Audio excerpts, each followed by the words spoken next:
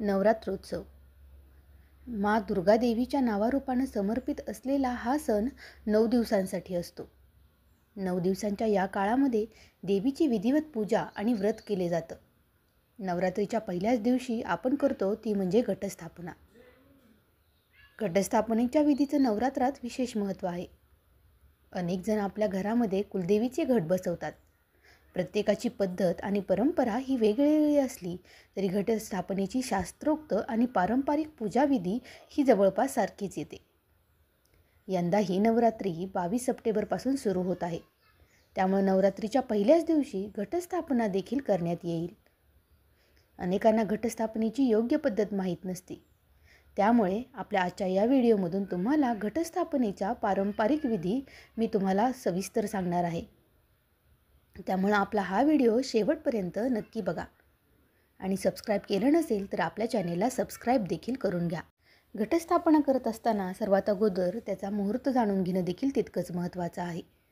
कोणतेही कार्य करत असताना त्यासाठीचा योग्य शुभमुहूर्त हा ठरलेला असतो. यावर्षीच्या घटस्थापनेचा मुहूर्त हा सकाळी 6:09 ते सकाळी 8:06 असणार आहे. जर तुम्हाला दुपारच्या काळामध्ये जर हा घटस्थापनेचा मुहूर्त पाहिजे असेल तर 11:49 ते दुपारी 12:38 तुम्ही घटस्थापना करू शकता. घटस्थापना करत असताना तुम्हाला त्यासाठी जे साहित्य लागणार आहे त्याची आपण आधी जाणून घेऊया. यासाठी तुम्हाला माती, पितळेचा तांब्या, पूजेसाठी जल, तीळ, सप्तमृत्तिका, सर्वौषधी, मध, लाल वस्त्र, कुंकू, नारळ, दीप, सुपारी, गंगाजल, आंब्याचे डहाळे, नाणी, विड्याची पाने इत्यादी साहित्यांचा समावेश करायला लागणार आहे. त्यामुळे घटस्थापनेच्या अगोदरच तुम्ही ह्या सर्व गोष्टींची तयारी करून ठेवा. आता ह्यानंतर आपण घटस्थापनेचा पूजाविधी पाहणार आहोत. दुर्गादेवीची मूर्ती किंवा आपल्याला फोटो स्थापन करायचा आहे. त्यासाठी आपण चौरंगावरती लाल वस्त्र अंतरायचे आहे आणि त्यानंतर माता दुर्गादेवीची मूर्ती किंवा फोटो आपल्याला तिथे स्थापित करायचा आहे. यानंतर मातीवरती कलश ठेवून अक्षता, फुलं आणि गंगाजल घेऊन वरुण देवतेचं आवाहन करायचं आहे. कलशामध्ये सर्वौषधी आणि पंचरत्न टाकायचे आहेत. कलशाखालील असलेल्या मातीमध्ये तुम्हाला सप्तधान्य म्हणजेच जव, तीळ, तांदूळ, मूग, चणे, गहू आणि बाजरी एकत्र करून मिसळायचं आहे. यानंतर तुम्ही जो कलश स्थापित केलेला आहे त्याच्यामध्ये तुम्हाला आंब्याची पाने कलशात ठेवायची आहेत. कलशाला कुंकवाच्या रंगानं तुम्ही 5 बोटे उडायची आहेत. कलशावरती एका पात्रामध्ये धान्य भरून त्यावरती एक दीप प्रज्वलित करायचा आहे आणि यानंतर कलशावरती लाल रंगाचं वस्त्र लपेटून नारळ ठेवायचा आहे. कलशाखाली असलेल्या मातीमध्ये तुम्ही जव पसरायचं आणि यानंतर देवीचं ध्यान करायचं आहे. यासोबतच तुम्ही गणपती आणि घरातील देवतांची पूजा देखील करू शकता. महादेव, शिवशंकर आणि ब्रह्मदेवांचं स्मरण देखील आपल्याला करायला विसरायचं नाही. भगवती देवीची पूजा करून आणि दुर्गा सप्तशतीचं पठण केल्यानंतर तुम्हाला दुर्गा सप्तशती 3 भागामध्ये विभागलेलं हे पठण आणि या चरित्राचं वाचन देखील करायला विसरायचं नाही. घटस्थापना करत असताना आपल्याला त्या पूजास्थळी बसल्यानंतर प्रथम हात जोडून देवीचं स्मरण करायला विसरायचं नाही. संपूर्ण पूजा साहित्य व्यवस्थित ठेवेपर्यंत आपल्याला हा मंत्रोच्चार सुरूच ठेवायचा असतो.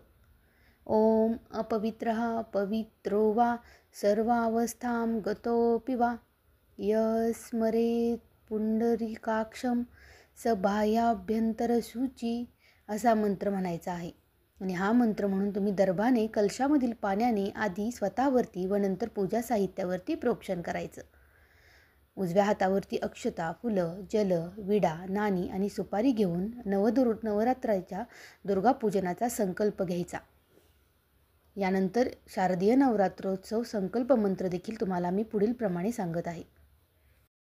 ओम विष्णुर्विष्णुर्विष्णू ओम अद्य ब्रह्मोन्नी द्वितीयपरार्धे श्रीश्वेतवाराहकल्पे वैवस्वतमन्वत्तरे अष्टाविंशातितमे कलियुगे कलिप्रथमचरणे जम्बूद्वीपे भरतखण्डे भारतवर्षे पुण्यक्षेत्रे बौद्धावतारे वीरविक्रमादित्यनृपतेः तमेशप्ते शार्वरी नाम संवत्सरे सूर्य उत्तरायणे शरदऋतो महामाङ्गल्यप्रदे मासानां मासोत्तमे अश्विनमासे शुक्लपक्षे प्रतिपदायां तिथौ शनिवासरे गोत्रोत्पन्नो अमुनकामा सकलपापक्षयपूर्वकं सर्वारिष्टं शान्तिनिमित्तं सर्वमङ्गलकामनाया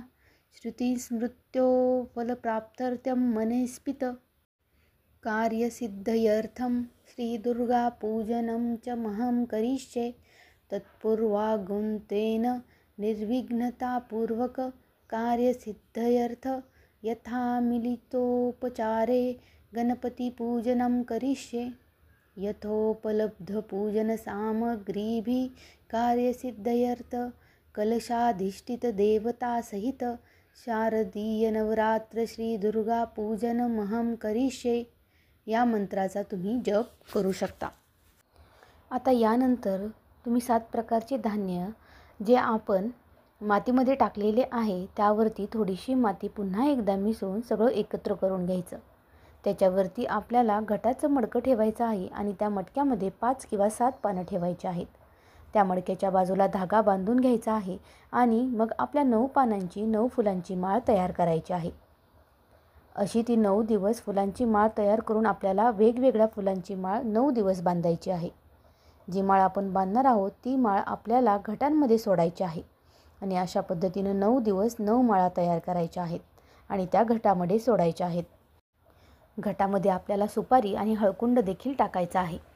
त्यानंतर देवीच्या ओटीचं साहित्य समोर ठेवायचं आहे आणि देवीला सुद्धा हार तयार करून आपल्याला घालायचा। त्यानंतर देवीला फुलं 5 प्रकारची फळं देखील ठेवायची आहेत आणि नमस्कार करायचा आहे। पानांच्या किंवा फुलांच्या माळा लावायच्या आहेत आणि अखंड 9 दिवस आपल्याला देवीसमोर एक दिवा प्रज्वलित करून ठेवायचा आहे। हा दिवा प्रज्वलित करत असताना तो अखंड सुरळीत चालू राहावा यासाठी तो जिथं हवा लागणार नाही अशा ठिकाणी ठेवायचा अथवा त्यावरती तुम्ही कंदिलाची काच देखील ठेवू शकता जेणेकरून हवेच्या समोर हा दिवा येऊन विझणार नाही। समजा अचानक तुमच्याकडून हा दिवा जर विझला गेला किंवा चुकून जर तो विझला तर पुन्हा एकदा तो प्रज्वलित करायचा आहे आणि माता दुर्गाची माफी मागून आपल्याकडून ही चूक झाली अशी मान्यता घ्यायची आहे आणि त्यानंतर पुन्हा एकदा दिवा तेवत ठेवायला सुरुवात करायची आहे। घटस्थापनेच्या या 9 दिवसांमध्ये किंवा नवरात्रीच्या या 9ही दिवसांमध्ये तुम्हाला घरामध्ये श्री दुर्गा सप्तशती पाठ वाचायचा आहे। हा पाठ जर तुम्हाला वाचणं शक्य झालं नाही तर श्री सिद्धकुंजिका स्तोत्राचं पठण तरी तुम्हाला नक्कीच करायचं आहे। माता दुर्गा देवीची आरती तुम्हाला रोज संध्याकाळी म्हणायची आहे आणि 9 नैवेद्य 9 दिवस तुम्हाला या घटाला समर्पित करायचे आहेत। रावणाशी युद्ध करण्यापूर्वी त्यात यश मिळावं म्हणून श्रीरामांना देखील नवरात्र व्रत केलं होतं। रावणवध दशमीला म्हणजे दसऱ्याच्या दिवशी केला गेला म्हणून काही जणांकडे नवरात्र दसऱ्याच्या दिवशी उठवण्यात येते तर काही जणांकडे दसऱ्याच्या आदल्या दिवशी म्हणजेच नवमीला सायंकाळनंतर हे घट उठवले जातात। नवरात्र उठवण्याच्या वेळी प्रथम देवीची पूजा करून घटाला माळ घालून करायची असते आणि नंतर माळ वर खुंटीवरती ठेवावी। टाक ताम्हणामध्ये घेऊन त्याचा अभिषेक करायचा आणि धुवून पुसून देवघरामध्ये स्थापन करून मग त्याची पूजा करायची। जेवणाचा नैवेद्य दाखवून पुरणाचे दिवे तयार करून पुरणाची आरती करायची असते। पुरणाचे दिवे 9, 5, 7 असे करायचे आणि सर्व दिवे लहान करून एक मोठा दिवा करायचा असतो। सर्व दिव्यांमध्ये तुम्ही तूप आणि वात घालायची आणि मोठ्या दिव्यात हाताने केलेल्या दोरीच्या 5 वातीचा एक जुडगा लावायचा आणि पुरणांची आरती करायची। कलशामधील पाणी घरच्या 4ही दिशांना शिंपडून घ्यायचे आणि बाकी तुळशीत ओतायचे। दाराला आंब्याचं तोरण लावून दूध साखरेचा नैवेद्य दाखवून नवरात्रीचं उत्थापन करायचं। काही ठिकाणी नवरात्रीच्या म्हणजे नवमीच्या दिवशी कन्यापूजन देखील मोठ्या प्रमाणामध्ये केलं जातं। या दिवशी माँ दुर्गेला देखील आपण शिरा आणि चण्याच्या डाळीचा नैवेद्य दाखवला जातो। जेव्हा तुम्ही कन्यापूजन करत आहात त्यावेळी देखील तुम्ही 3, 5, 7, 9 अशा संख्येमध्ये कन्यापूजन घालू शकता आणि यावेळी तुम्ही शृंगाराचं साहित्य, पैसे अथवा फळे, फुले किंवा एखादी वस्तू अशा कोणत्याही गोष्टी या कन्यांना दान देऊ शकता. यानंतर तुम्ही जो घट उठवलेला आहे तो घट तुम्ही तुमच्या शेतामध्ये तिथं पुरू शकता अथवा तुम्ही पाण्यामध्ये त्याला समर्पित करू शकता. घटाच्या माळी देखील तुम्हाला वाहत्या पाण्यामध्ये विसर्जित करायच्या आहेत.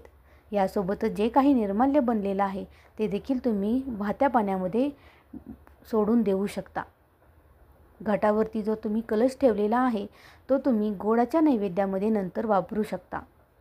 अशा पद्धतीनं तुम्ही घट बसवलेले आहेत त्याचा संपूर्ण पूजा विधी आणि मंत्र तुम्हाला आजच्या या व्हिडिओमध्ये सांगण्याचा प्रयत्न केलेला आहे. या व्यतिरिक्त तुम्हाला आणखीन कोणती माहिती हवी असेल तर तुम्ही मला मेसेज करून किंवा कमेंटमध्ये विचारू शकता. व्हिडिओ कसा वाटला ते देखील मला सांगा आणि आवडला असेलच तर आपल्या चॅनेलला लाईक, सबस्क्राईब आणि शेअर देखील करा. येणाऱ्या नवरात्रोत्सवाच्या तुम्हा सर्वांना माझ्याकडून मनःपूर्वक शुभेच्छा. श्री स्वामी समर्थ. जय जय स्वामी समर्थ.